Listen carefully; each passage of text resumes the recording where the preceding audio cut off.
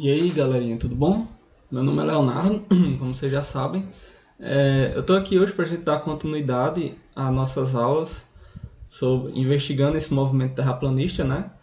E contrapondo as ideias deles com argumentos físicos, né?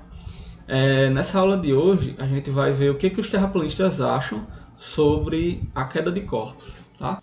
Então, vou mostrar para vocês aí e aí a gente vai discutir o que eles acham. O fato é, os corpos caem. Esse é o fato. Se for mais denso que o ar, cai. Se for mais denso que o ar, sobe. Exemplos de base. Mas não é teoria que existe uma força puxando tudo para baixo? Isso não é comprovado. Não, as moléculas da sua anda. É fato. As moléculas Agora, da sua caneta são mais densas que o ar. Coisas caem por causa da densidade.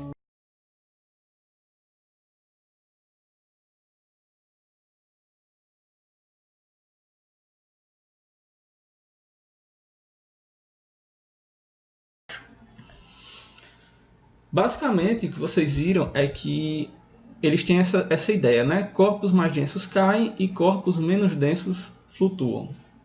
Vejam que aqui, galera, eles fizeram algo que a gente também faz na ciência, que é tentar explicar vários fenômenos a partir de poucas frases ou poucas sentenças, né? Por exemplo, a lei da gravidade, ela explica vários fenômenos com apenas algumas leis, né? Do mesmo jeito, eles tentaram aqui, com essa frase, explicar a queda e a subida de corpos, o que é, de certo modo, um esforço científico, tá? Agora, o problema é que essa frase, por si só, a gente vai ver mais na frente, ela não vai conseguir explicar tudo, tá? Mas vamos ver o que fisicamente a gente pode dizer sobre isso. Bom, primeiramente, o que é densidade, né? Galera, densidade significa massa por unidade de volume, tá? Então, toda vida que eu informar que eu estiver falando de densidade, eu estou falando exatamente disso. Cada substância, ela tem a sua densidade própria. A gente vai ver no próximo slide algumas substâncias.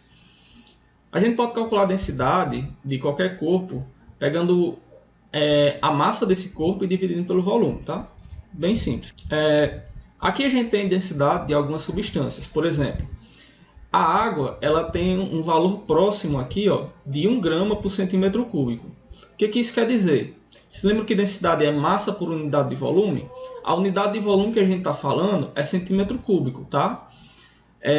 Centímetro cúbico, você pode imaginar como o espaço ocupado por um cubo de 1 centímetro de lado, tá?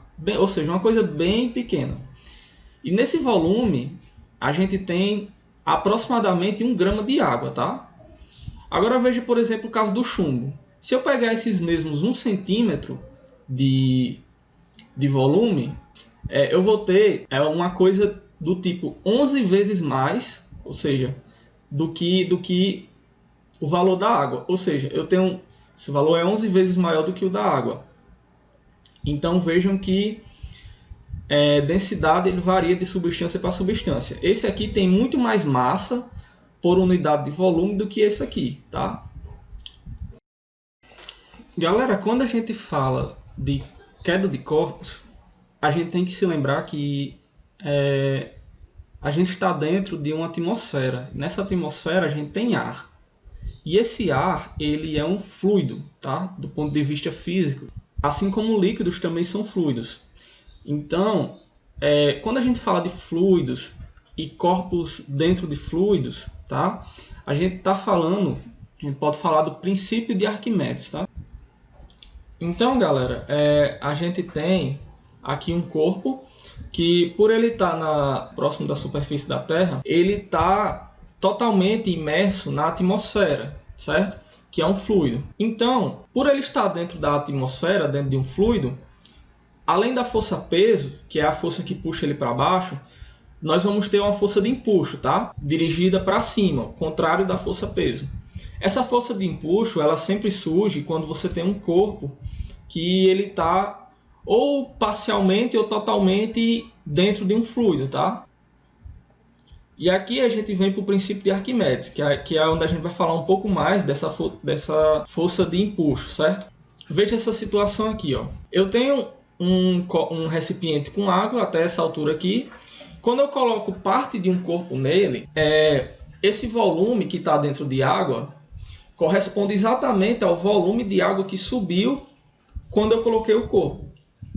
Né? Você vê que tem a água sobe, ela sobe justamente a mesma quantidade de volume que a do corpo que está dentro aqui, certo? Se você tem um corpo, por exemplo, totalmente dentro, você tem que o volume que subiu de água é exatamente o volume do corpo, né? Beleza. Galera, o princípio de Arquimedes nos diz que essa força de empuxo, ela vai ser igual ao peso do fluido, que no caso aqui é a água, deslocado, tá certo? Então, eu desloquei aqui nesse primeiro caso um certo volume, que correspondeu a esse volume que está debaixo d'água, e esse volume de água, ele tem um peso, e esse peso desse volume de água vai ser exatamente igual a essa força de empuxo. Do mesmo jeito aqui, eu tenho um corpo totalmente submerso, e ele fez subir, né, quando ele entrou dentro da água, uma quantidade de volume. Essa quantidade de volume tem um peso que vai corresponder a um empuxo. Veja que nesse caso aqui eu tenho um empuxo maior do que esse empuxo menor aqui, né? Então o empuxo vai ser igual ao peso de água que se deslocou. No caso de um corpo que está totalmente dentro da atmosfera, vai corresponder exatamente a esse caso aqui, tá? Você vai ter uma força de empuxo, que é essa força aqui, que ela vai ser igual ao peso do ar, que tenha o mesmo volume desse corpo, tá certo? Beleza? Então, de um lado eu tenho, puxando para baixo, eu tenho o peso do próprio corpo, e puxando para cima eu tenho o peso, tá, de uma porção de ar que tenha o mesmo volume do corpo, tá certo? Aquela força que for, isso de acordo com a segunda lei de Newton, vai levar o corpo junto com ela, vai. Beleza. E aí, veja que a gente está falando de peso, né, no final das contas, porque para baixo você tem um peso, para baixo você tem um peso e para cima você tem outro. Então é melhor a gente escrever peso de uma forma diferente, tá? A gente sabe que peso é igual a massa multiplicada pela gravidade, certo? Mas a gente pode escrever esse peso de outra forma. Olhando aqui a fórmula da densidade, a gente pode fazer uma regra de 3 simples e transformar essa fórmula nessa fórmula aqui. Massa igual a densidade multiplicada por volume. E aí, em vez de eu escrever P igual a mg, eu posso escrever, trocando o m por d vezes v, por densidade vezes volume, eu posso escrever o peso como densidade multiplicado por volume multiplicado por gravidade. Então eu posso escrever peso como densidade multiplicada por volume multiplicado por gravidade. Isso aqui, essa fórmula vai servir tanto para calcular o peso do fluido, quanto o peso do próprio corpo, certo? Beleza? Então vamos voltar para a situação ali que a gente estava, né? Eu tenho, por um lado, o peso do próprio corpo e para cima eu tenho o peso de uma porção do fluido, do caso do ar, que tem o mesmo volume do corpo. Beleza. Então vamos ver o que vai dizer para a gente se o corpo vai subir ou vai descer, tá? Então vamos comparar aqui, voltando para o problema, vamos comparar a força peso com a força de empuxo, tá? Então, usando a nossa formulazinha aqui, eu posso escrever o peso do corpo, representado pela letra P, como densidade do corpo vezes volume do corpo vezes gravidade. O peso da porção de ar, né, eu posso escrever como densidade do ar multiplicado por volume do ar multiplicado por gravidade. Eu tenho que ver qual dessas é maior do que a outra. Só que aí veja o seguinte, a gravidade aqui, ela se repete, tá? Ela se repete. O volume do corpo e o volume do ar, eles são iguais, como eu tinha falado. Essa porção de ar tem o mesmo volume do corpo. Por quê? Porque o corpo está totalmente submerso no ar. Então, o corpo deslocou um volume de ar igual ao seu próprio volume. E aqui, veja, como eles são iguais, a gente pode cortar eles dois da nossa comparação. E aí, sobrou o quê? Sobrou a densidade do corpo e sobrou a densidade do ar. A densidade que for maior, então, ela vai nos dizer qual a força vai ser maior. Se a densidade do corpo for maior do que a densidade do ar, então a força-peso vai vencer, consequentemente o corpo vai cair. Se a densidade do ar for maior que a densidade do corpo, então a força de empuxo vai ser maior, que significa que o corpo vai subir, tá? Então eu posso dizer que corpos mais densos caem e corpos menos densos flutuam, né? Corpos mais densos que o ar caem e corpos menos densos do que o ar flutuam. Isso está correto, então? Veja que a gente mostrou que uma parte da física concordou. Você consegue imaginar um corpo que ele seja mais denso do que o ar e que ele consiga voar? Eu vou dizer por exemplo. O avião, certo? O avião, ele é um corpo mais denso do que o ar, mas ele voa. E como é que a física explica isso, então? Então, se o avião voa, essa afirmação ela não é capaz de explicar tudo, tá? Porque não é simplesmente a densidade. Tem mais coisa envolvida, que aí a física também explica, tá certo? Galera, então a gente consegue explicar o voo dos aviões a partir de um fenômeno chamado efeito Coanda, tá? E com as leis de Newton, tá?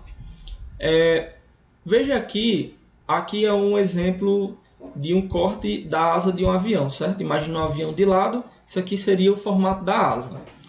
O que acontece quando o ar vem aqui, ó, e ele encontra essa asa? Veja que aqui em cima o ar ele se desloca, né? Mas o que acontece aqui, ó? O ar ele tende, ó, a acompanhar o formato da superfície. Então a superfície ela é curvada aqui, ó, na verdade? E o ar ele tende a fazer a mesma coisa, tá certo? Isso é o que a gente chama de efeito Coanda. É quando um fluido ele tende a acompanhar o formato de uma superfície, tá? Vou mostrar um vídeo para vocês de exemplo.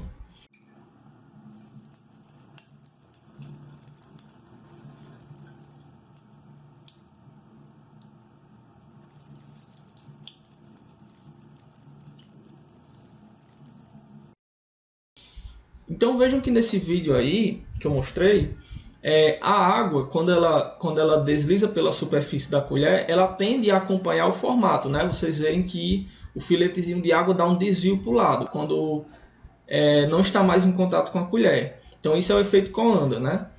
E aí o que acontece, galera? Para que o ar consiga fazer esse movimento aqui, pelo efeito Coanda, é necessário que o ar seja puxado aqui para baixo, tá certo? Então, como o ar ele teve um desvio no seu movimento, ele teve uma mudança no movimento, de acordo com a primeira lei de Newton, houve uma força que puxou o ar, tá? Por quê? Porque de acordo com a primeira lei de Newton, se você tem uma mudança no movimento de um corpo, essa mudança ocorre devido a uma força. Então, houve uma força aqui, certo? E essa força puxou esse ar para que ele pudesse acompanhar a superfície. E aí, pela terceira lei de Newton, como houve uma força puxando o ar por parte da asa, o ar também exerceu uma força na asa, tá? De mesma intensidade e sentido contrário, tá certo? Essa força que exerce na asa é chamada de sustentação, que aí é exatamente a força que sustenta o avião, como o próprio nome diz. Então, quando você tem um avião, você tem duas forças que agem nele, que é a força peso, que está puxando ele para baixo, e a força de sustentação, causada pelo efeito Coanda e explicada pelas leis de Newton, que faz o avião se sustentar para cima, tá? Então veja que as leis de Newton conseguem explicar tanto o caso da queda de corpos no sentido hidrostático, quanto até o voo de um avião. Então, ela é uma teoria bastante completa. Aquela frase que os terraplanistas soltaram, de que um corpo mais denso do que o ar cai e um corpo menos denso sobe, ela não consegue explicar o caso do avião, né? Porque o avião ele é mais denso que o ar, mas ele consegue voar. Então, como é que você explica aquilo com aquela frase, tá? Com o estudo da física, a gente consegue discutir essas ideias não científicas, tá? Bom, galera, então isso aqui foi mais um vídeo onde a gente discute essas ideias terraplanistas, né? Contrapondo com ideias físicas, tá? Espero que você tenha gostado. Se gostou, se inscreva, tá? E é isso. Muito obrigado.